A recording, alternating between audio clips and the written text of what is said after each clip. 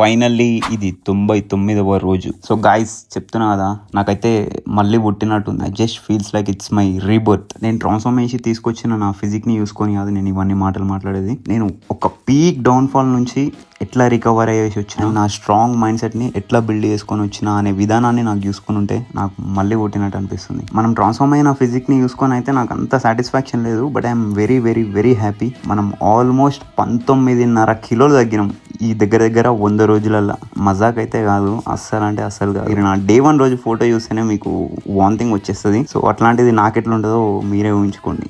And ఇంతవరకు అయితే physique అయితే రివీల్ చేయలేదు కదా, మీరు అంత పెద్ద ఇంప్రెస్ కారేమో, బట్ స్టిల్ చూసి అయితే ఇన్స్పైర్ అయితే పక్కా అవుతారు. అండ్ ఇంత జల్దీ నా వెయిట్ లాస్ అయినా అని, అదే ఫ్యాట్ లాస్ అయినా సరే సమ్ వాట్ ఇంప్రూవ్మెంట్స్ అవుతున్నాయి నా లాస్ట్ ఇయర్ ఫిజిక్ కి ఇయర్ ఫిజిక్. దానికి కూడా నేను ఐఎమ్ వెరీ గ్రేట్ఫుల్. మన ప్రొఫెషనే ఇది. నా క్లయింట్స్ అందరికి ది బెస్ట్ ఫిజిక్ నేను తీసుకొచ్చినప్పుడు నాకు నేను తెచ్చుకోలేనా?